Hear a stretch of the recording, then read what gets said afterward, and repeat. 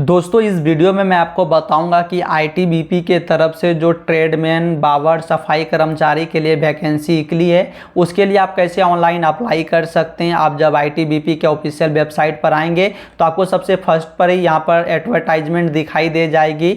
यहाँ पर आप देख सकते हैं कि advertisement for recruitment of the post of constable tradesman barber and सफाई कर्मचारी का।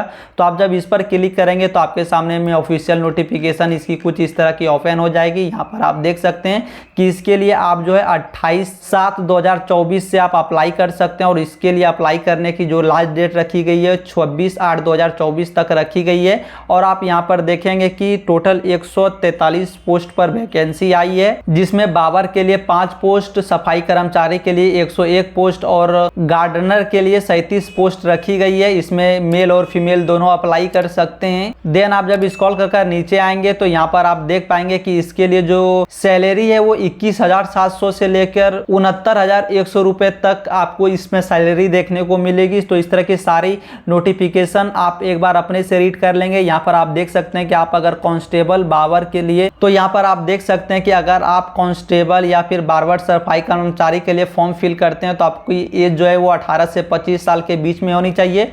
और अगर आप कांस्टेबल के लिए फॉर्म फिल करते हैं तो आपकी एज जो है वो 18 से 23 साल के बीच में होनी चाहिए। यहाँ पर आप देख सकते हैं कि आप अगर सफाई कर्मचारी बावर के लिए फॉर्म फिल करेंगे तो आपको सिर्फ और सिर्फ मैट्रिक आपकी पास होनी चाहिए और यहाँ पर आपको कोई भी एक्स्ट्रा क्वालिफिकेशन और नहीं पूछी गई है। अगर आप मैट्रिक पास हैं तो आप इस फॉर्म को फिल कर सकते हैं। यहाँ पर गार्डनर के लिए आपको यहाँ पर 1 साल की इंडस्ट्रियल ट्रेनिंग और यहाँ पर कुछ एक्सपीरियंस भी पूछी गई है 10th क्लास के साथ। लेकिन आप अगर बावर और सफाई कर्मचारी के लिए अप्लाई करते हैं तो आपको सिर्फ और सिर्फ आपकी मैट्रिक पास होनी चाहिए और आपकी कोई भी और एलिजिबिलिटी क्राइटेरिया आपके लिए नहीं रखी गई है। तो अगर आप इस फॉर्म को फिल करना चाहते हैं तो आगे स्टेप बाय स्टेप मैं बताऊंगा कि कैसे आप इस फॉर्म को फिल कर सकते हैं। और मैं इस ऑफिशियल पीडीएफ का लिंक वीडियो के डिस्क्रिप्शन बॉक्स पर लगा भी दूंगा। आप चाहे तो एक बार अपने से इस पीडीएफ को अच्छे से गो थ्रू कर लें, जिससे आपको सारी चीजें अच्छे से क्लियर हो जाएगी। तो चलिए मैं ऑफिशियल वेबसाइट पर आता हूं। अब आपको इसके लिए अगर एप्लीकेशन करना है और आपने अगर कभी भी पहले आईटीबीपी के इस ऑफिशियल वेबसाइट पर रजिस्ट्रेशन किया है तो आपको डायरेक्ट यहां से लॉगिन करना है। और अगर आप फ्रेश कैंडिडेट है यानी कि आपने कभी भी इस पर रजिस्ट्रेशन नहीं किया है तो सबसे पहले आपको रजिस्ट्रेशन करना होगा आईटीबीपी के ऑफिशियल वेबसाइट पर। तो उसके लिए आपको यहाँ पर एक ऑप्शन दी गई है न्यू यूजर रजिस्ट्रेशन का, तो आपको इसके ऊपर क्लिक कर लेनी है। इसके ऊपर क्लिक करने के बाद देन आपके सामने में यहाँ पर एप्लीकेंट साइन अप का एक पेज ओपन हो जाएगा। अब सबसे फर्स्ट पर आपको यहाँ पर रजिस्ट्रेशन करनी है यानी कि साइन अप कर लेनी है। उसके लिए आपको सबसे पहले अपनी फर्स्ट नेम, फिर मिडिल नेम, फिर लास्ट नेम को एंटर करनी होगी। देन आपको यहाँ पर अपनी ईमेल आईडी को एंटर करनी है और उसी ईमेल आईडी को यहाँ पर आपको कंफर्म कर लेनी है। यहाँ पर आप एक चीज का ध्यान रखेंगे कि आप जो भी ईमेल आईडी को यहाँ पर देंगे उसे आप यूज करते होंगे तो ही उस ईमेल आईडी को दीजिएगा, क्योंकि आपकी जो रजिस्ट्रेशन की एक्टिव लिंक है वो आपकी इसी ईमेल आईडी पर जाएगी और आपको सबसे पहले उस ईमेल आईडी पर जाकर अपनी रजिस्ट्रेशन के लिंक को एक्टिव करना होगा। तो आप जो ईमेल आईडी यूज करते हैं उसी ईमेल आईडी को आप यहाँ पर फिल करेंगे। देन आपको यहाँ पर एक पासवर्ड इंटर कर लेना है 8 कैरेक्टर का। उस पर आपकी upper case, lower case, special character, number सारी मैच होनी चाहिए और आपको यहाँ पर उसी पासवर्ड को कंफर्म कर देनी है। मान लीजिए आपका नाम अगर राम है तो आप राम @1235 इस तरह से कोई भी पासवर्ड आप रख लेंगे। मैं पासवर्ड को यहाँ पर शो भी कर दिया हूँ, आप इस तरह के पासवर्ड को यहाँ पर रख सकते हैं। उसके बाद आपको यहाँ पर अपनी डेट ऑफ बर्थ चूज कर लेनी है। ये डेट ऑफ बर्थ आपकी मैट्रिक के सर्टिफिकेट पर जो डेट ऑफ बर्थ है उससे मैच होनी चाहिए। आप ध्यान देंगे इस बात का, ऐसा नहीं हो कि आपकी मैट्रिक में डेट ऑफ बर्थ कुछ और है और आपने यहाँ पर कुछ और डेट ऑफ बर्थ फिल कर दी है। जो मैट्रिक के सर्टिफिकेट पर डेट ऑफ बर्थ है उसी को आपको यहाँ पर इंटर करनी है। उसके बाद यहाँ पर आपको एक सेक्रेटरी क्वेश्चन को चूज कर लेना है। यहाँ पर आप कोई भी एक सेक्रेटरी क्वेश्चन चूज कर सकते हैं, जैसे कि फेवरेट मूवी का यहाँ पर आप सेलेक्ट करेंगे तो उस मूवी का नाम यहाँ पर आपको इंटर करना है। और यहाँ पर आप ध्यान देंगे कि आपकी जो सेक्रेटरी क्वेश्चन आंसर होगा वो एटलीस्ट 6 कैरेक्टर की होनी चाहिए, यानी कि 6 वर्ड आपकी इसमें होनी चाहिए। उसके बाद आपको यहाँ पर इस कैप्चा को फिल कर देना है। कैप्चा फिल करने के बाद आपको यहाँ पर सबमिट के ऑप्शन पर क्लिक कर देना है। देन सबमिट के ऑप्शन पर क्लिक करते ही आपने जो ईमेल आईडी दी होगी उस ईमेल को खोलने के बाद आपको इस तरह का एक रजिस्ट्रेशन मेल आपकी ईमेल पर दी गई होगी। तो आपको यहाँ पर एक ऑप्शन दी गई है यू हैव सक्सेसफुली रजिस्टर्ड, तो आपको इस लिंक के ऊपर पर क्लिक कर अपने अकाउंट को एक्टिवेट कर लेना है। आगे लिंक के ऑप्शन पर क्लिक करते ही आपके सामने में कुछ इस तरह का पेज ओपन हो जाएगा। अब आपने जो भी ईमेल आईडी दी होगी उस ईमेल आईडी को यहाँ पर इंटर करनी है। देन आपने जो भी पासवर्ड बनाई होगी उस पासवर्ड को यहाँ पर इंटर करना है। देन कैप्चा को फिल करना है।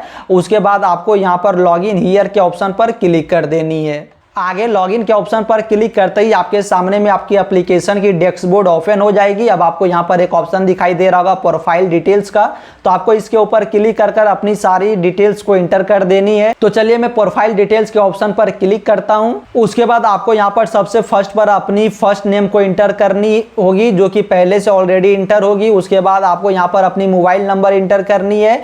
देन आपको यहाँ पर अपनी मदर्स नेम इंटर कर देनी है, यहाँ पर फादर्स नेम इंटर कर देनी है। ईमेल आईडी आपकी ऑलरेडी पहले से ही इंटर होगी।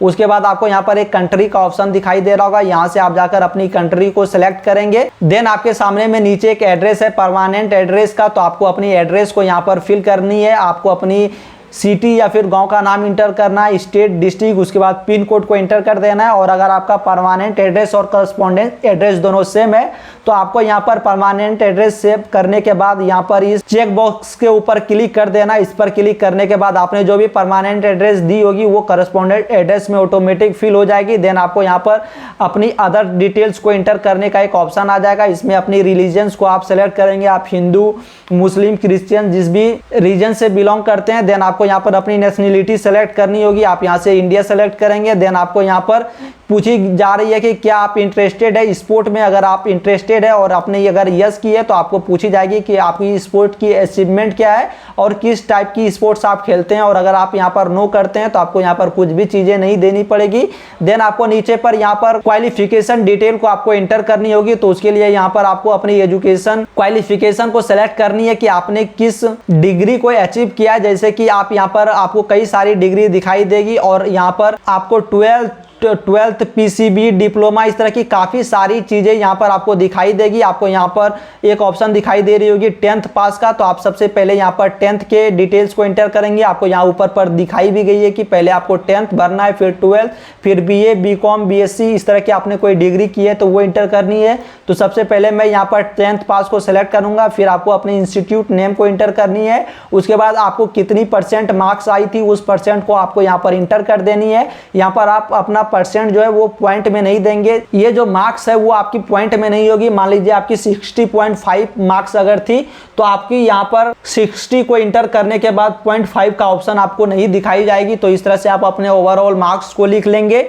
देन आपको यहाँ पर ऐड के ऑप्शन पर एक प्लस का आइकन दिखाई दे रहा होगा, इस पर क्लिक करने के बाद आपको अगेन दूसरा रो ऐड करना है। उस पर आप अपने 12th की क्वालिफिकेशन इंटर कर सकते हैं। देन आपके पास और अगर कोई क्वालिफिकेशन है तो आप और प्लस के ऐड पर क्लिक कर अपनी अदर क्वालिफिकेशन को इंटर कर सकते हैं। और अगर आपने सिर्फ और सिर्फ 10th पास की है तो आपको यहाँ पर अपनी 10th की डिटेल्स इंटर करनी है।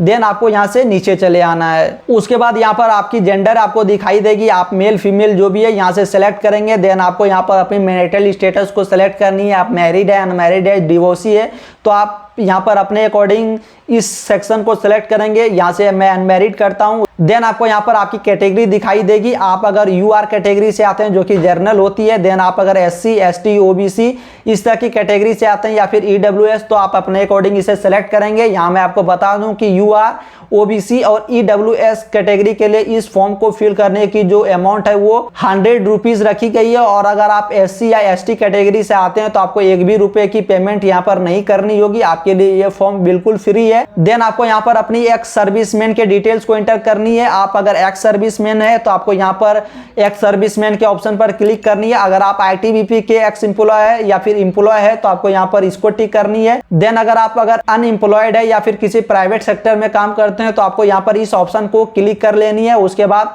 आपसे यहाँ पर पूछी जा रही है कि क्या, उसके बाद आपको यहाँ पर पूछी जा रही है कि क्या आप जम्मू एंड कश्मीर के डोमिसाइल है और आपने जम्मू कश्मीर को 1980 से 1989 के बीच में छोड़ दिया। इस तरह की सारी चीजें आपको यहाँ पर दिखाई देगी। क्या आप वॉर में शामिल थे या फिर उसकी आप विक्टिम है, इस तरह की आपको सारी चीजें यहाँ पर दिखाई देगी। आप अगर आप इसमें किसी से रिलेट करते हैं तो आप इसे यहाँ पर इंटर करेंगे, देन आप इसे ऐसे ही छोड़ देंगे। उसके बाद आपको यहाँ पर कोई इंटर्नशिप है, अगर आपने कोई इंटर्नशिप करके रखी है तो आप इसे यहाँ से टिक करेंगे, और अगर नहीं तो आप इसे छोड़ देंगे। देन आपको नीचे पर एक ऑप्शन दिखाई दे रही है कि क्या आपके पास MBBS, MS या MD डिग्री है। अगर आपके पास है तो आप इसे यहाँ पर टिक करेंगे, और अगर नहीं है तो आप यहाँ पर सबमिट के ऑप्शन पर क्लिक करेंगे। देन सबमिट करने से पहले आपको एक चीज का ध्यान रखना है कि आप अगर इन सब चीजों से इफेक्टेड नहीं थे तो आपको यहाँ पर नीचे पर टिक कर लेनी है। उसके बाद आपको यहाँ पर सबमिट के ऑप्शन पर क्लिक कर देनी है। आगे सबमिट के ऑप्शन पर क्लिक करते ही आपकी ये डिटेल सबमिट हो जाएगी। अब आपको क्या करना है कि अपने से जाकर यहाँ पर अपलोड इमेज के ऑप्शन पर क्लिक करनी है। इस पर क्लिक करने के बाद यहाँ पर आपको अपनी इमेज और अपनी सिग्नेचर को अपलोड करने की ऑप्शन आ जाएगी। आप अपने जो इमेज होगा उसको 30 KB से 100 KB के अंदर पर रखेंगे, और आपकी जो सिग्नेचर होगी उसे आप 15 से 30 KB के अंदर पर रखेंगे। तो आपको यहाँ पर चूज इमेज के ऑप्शन पर या फिर चूज फाइल के ऑप्शन पर क्लिक करनी है। देन अपनी इमेज और अपनी सिग्नेचर को यहाँ से अपलोड कर देनी है। देन आपको यहाँ पर टर्म एंड कंडीशन को टिक करनी है। उसके बाद आपको यहाँ पर सबमिट के ऑप्शन पर क्लिक कर देनी है। आगे सबमिट के ऑप्शन पर क्लिक करते ही ये पेज आपके सामने में इसी तरह से ओपन होगी। ये अपने से नेक्स्ट पेज पर नहीं जाएगी। अब आपको यहाँ से अपने से नेक्स्ट पेज पर जाना है। उसके लिए आपको अपलोड डॉक्यूमेंट का एक ऑप्शन दिखाई देगा, आपको इसके ऊपर पहले क्लिक कर लेनी है। देन यहाँ पर आपके सामने में एक पॉपअप आ जाएगी कि आपकी जो एप्लीकेशन की जो इमेज और सिग्नेचर है वो अपलोड हो चुकी है और आपकी प्रोफाइल भी अपडेट हो चुकी है। तो उसके बाद आपको यहाँ पर एक ऑप्शन दिखाई दे रही होगी अप्लाई का, तो आपको इसके ऊपर क्लिक कर लेनी है। उसके बाद आपने जो भी एजुकेशन सेलेक्ट की होगी उसके अकॉर्डिंग जो भी एप्लीकेशन अभी स्टार्ट होगी या फिर जिसके लिए आप एलिजिबल होंगे उसके आगे में आपको यहाँ पर अप्लाई का ऑप्शन दिखाई दे रहा होगा। तो यहाँ पर आप देख सकते हैं कि सफाई कर्मचारी के आगे मैं अप्लाई कर सकता हूँ, और उसके बाद बार्बर के लिए मैं अप्लाई कर सकता हूँ। तो चलिए मैं यहाँ से सफाई कर्मचारी के ऑप्शन पर जो ये अप्लाई का ऑप्शन आगे दिखाई दे रही है इसके ऊपर आपको क्लिक करनी है। देन आपके सामने में कुछ डिक्लेरेशन फॉर्म इस तरह से ओपन हो जाएगी। अब आपको यहाँ पर आई एग्री के ऑप्शन पर टिक कर देना है, देन नेक्स्ट कर देना है। अब आपके सामने में आपकी जो फॉर्म की पूरी प्रीव्यू है वो कुछ इस तरह से ओपन हो जाएगी। अब आप एक बार इसे अच्छे से चेक कर लेंगे, यानी क्रॉस वेरीफाई कर लेंगे। अगर आपको लगती है कि आपने जो भी इंफॉर्मेशन दी है वो सारी सही है तो आपको नेक्स्ट कर देनी है, और अगर लगती है कि आपको कोई इंफॉर्मेशन गलत है तो उसके लिए आपको प्रीवियस के ऑप्शन पर क्लिक कर अगेन उसे चेंज कर लेनी है। तो चलिए मैं यहाँ पर नेक्स्ट के ऑप्शन पर क्लिक करूंगा। देन यहाँ पर आप देख सकते हैं कि आपके सामने में आपकी एग्जाम की जो फी होगी वो पेमेंट करने की ऑप्शन आ जाएगी। अब यहीं से आप आई एग्री के ऑप्शन पर टिक कर अपनी फी को पेमेंट कर सकते हैं। और अगर आप SC या ST कैटेगरी से आते हैं तो आप यहाँ पर सबमिट करने के बाद आपकी जो है वो 1 रुपये भी फी नहीं लगने वाली है। देन आपके सामने में आपकी एप्लीकेशन फॉर्म इस तरह से ओपन हो जाएगी। मैंने SC या ST कैटेगरी सेलेक्ट की थी तो मुझे 1 रुपये भी फी पेमेंट नहीं करनी पड़ी। अब आप चाहे अपने फॉर्म को अगर डाउनलोड करना तो आप यहीं से एप्लीकेशन फॉर्म के ऑप्शन पर क्लिक कर अपने फॉर्म को डाउनलोड कर सकते हैं। शायद इस वीडियो को एंड तक देखने के बाद आपको ये फॉर्म कैसे भरनी है इसकी सारी डिटेल्स आपको पता चल गई होगी। और अगर आपको अभी भी कोई डाउट है तो आप नीचे कमेंट बॉक्स पर मुझसे पूछ सकते हैं, मैं आपके कमेंट का रिप्लाई जरूर से करूंगा। और अगर आप इस चैनल पर पहली बार आ रहे हैं तो आप इस चैनल को सब्सक्राइब कर भी रख सकते हैं, क्योंकि मैं इसी तरह के इंफॉर्मेटिव वीडियोस को इस चैनल पर अपलोड करते रहता हूं। Thanks for watching this video.